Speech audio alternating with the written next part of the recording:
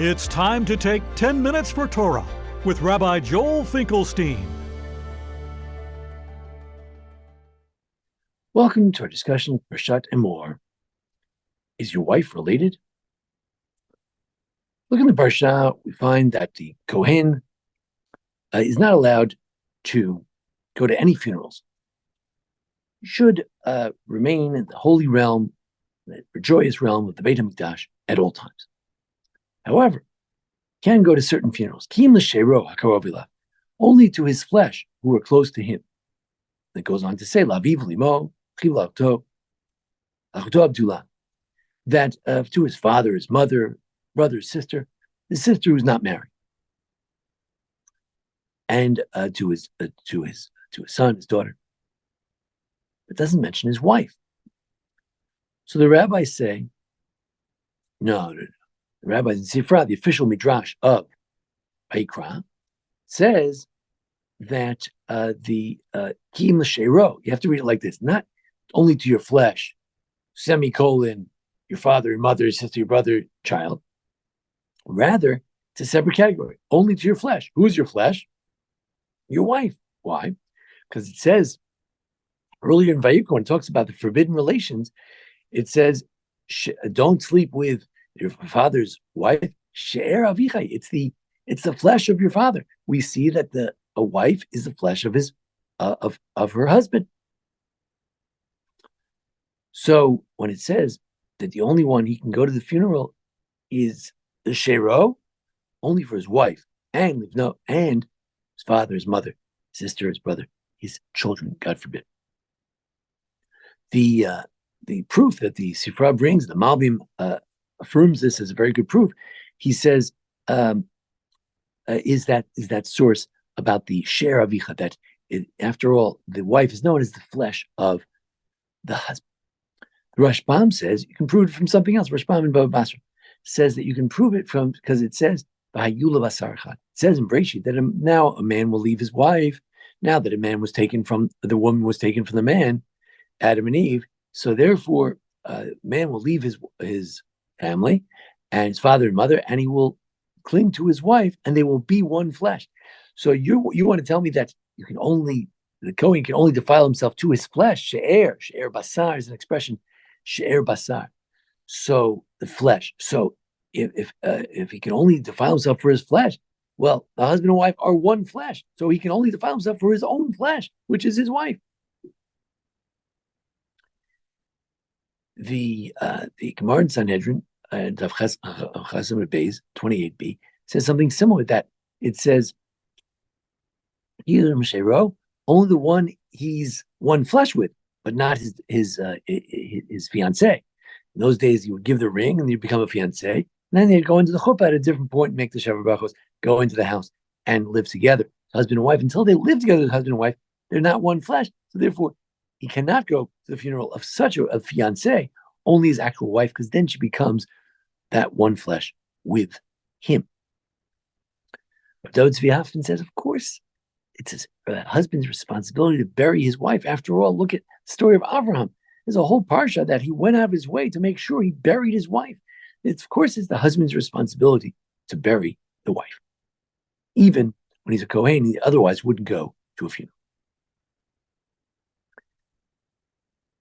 At Yeshivat Har Tzion, I believe it's Rav Meidan, who said that you can also prove it from She'era, Ksutav, and that when a man, the olden days, would take a girl as a slave, so, but he has to be very careful. He cannot deny her the She'er, Ksut, and that he has to provide for her. If he takes her as a wife, must provide these three things, which the Ramban thinks they all reflect living together. She'era, Ksuta, Onata. She'era means he has to live with her, with one flesh. Their bodies have to be together. You can't just sleep with her on the fly. They have to actually hug and embrace. The flesh should be together. So she'er, in that context of things he's supposed to provide for his wife, that also speaks of the relationship of a husband and wife in terms of she'er. So far, everybody seems to agree that the Torah says that one of the people a Cohen can defile himself for, can go to the funeral of, is his wife, even though it's not so explicit, but it's as good as explicit. So the Sifra says it, the Midrash says it, that's the law, Rashi says it, that's the law, his wife is included. Comes the Rambam and surprises everybody, and he says, well, Midivrei Sofrim, according to the rabbinic law, it seems, mistamila, he can defile himself for his wife. In other words, in the explicit text, the Rambam believes, doesn't say it in the explicit text. It's interpreted, so his interpretation is as good as the Torah law. The Rambam might have this peculiar view that if you derive something from some midrashic method, it's very serious, but it's not actually exactly a Torah law. It's something in between. It's a divrei sofrim. Or maybe no, maybe the Rambam thinks it really is rabbinic because it's not an explicit law, and therefore it's just a midrash, and it may be only a smachta, maybe not a serious midrash. Maybe it's just sort of linking this rabbinic law to this verse, and a smachta. And therefore, the only rabbinically the Kohen can defile himself. And all the commentaries say, rabbinically, if a Kohen is a Torah prohibition, not to go to a cemetery, not to defile himself by standing over a grave. So all of a sudden, because the rabbis say he can go to his wife's funeral, he's going to touch the wife's coffin, he's going to touch her body, he's going to stand in the same tent with her, he's going to stand over her body, which is like a tent. That would be the rabbis telling him to violate the Torah. So the Rambam said, and I have to understand, if he doesn't bury her, who's going to bury her? Well, the community. So you mean you're going to leave your wife to the community? This is how you can treat your wife? Really? There's no one else. You are the one, as we know with Abraham. You're the man. You've got to do it. And since you're the only one who can really bury her properly, therefore it's as if she's strewn on the road. What's the law if a person, a Kohen, he sees a dead Jewish in the middle of the road? You know what he should do? Defile himself, absolutely, for the honor of the human being. That's another pasuk later in the parsha. So based on that idea that a meis mitzvah, he can defile himself for a meis mitzvah, for a dead body has no one else to take care of her. So the wife is also like that person. It's true. I'm sure she has relatives, children, other people. But no, he's a husband. How can a husband not bury his wife? It would be disgusting. It would be despicable. If he didn't do it, he must do it. Kohen Gadol, high priest, is a different question. But for a regular Kohen, sure, if he buries his other relatives, he must bury her as well. What's the excuse? If it's only rabbinic law, how can he violate Torah law to fulfill rabbinic law? Because it's Torah law, because there's no one else to do it. No one like the husband can bury his wife like the husband. I believe it was Rav Amnon Bazak who said an interesting point that this might hinge on the interpretation of the word Vayula Sarchan. Mentioned that says in Genesis, now therefore a man should leave his father and his mother, and he clings to his wife, and they become one flesh. So Rashi says, "What do you mean become one flesh? They don't become one flesh. They may be very close together, touching each other, but they're not one flesh." So he says, "Oh, they have a baby. That baby is one flesh." You know how a husband and wife are related with the baby. When the baby's born, that baby is one flesh, one thing that contains the DNA from the father and the mother, and it's inseparable. He can't divorce himself. He's half mother, half the father. He looks a little bit like the mother, a little bit like the father. He has traits from both sides, and therefore the one flesh is the child. Comes Ibn Ezra, he says that's ridiculous. That's very interpretive, very very fanciful, very imaginative. But no, one flesh. They become one flesh. They become one flesh. They become one flesh with each other by connecting their bodies together.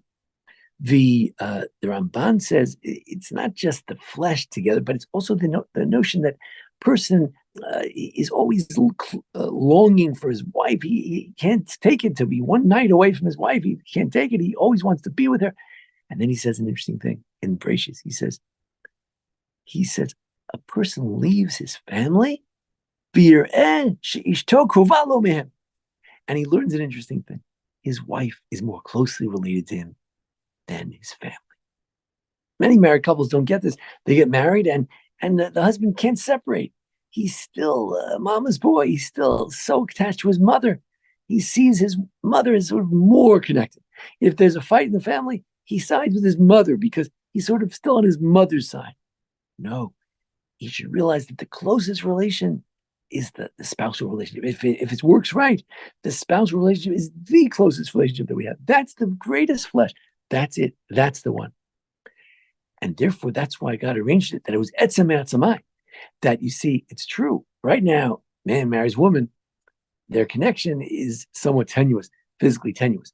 However, originally it wasn't tenuous at all. Because what did God do? He took the tzela, and he took some of Adam's flesh and he gave it to, he made the woman out of it. So what does that mean? That the woman comes from his flesh. So they are one flesh. His flesh. Who's his flesh? His wife, who was the lost flesh that he lost when Adam had his flesh taken away.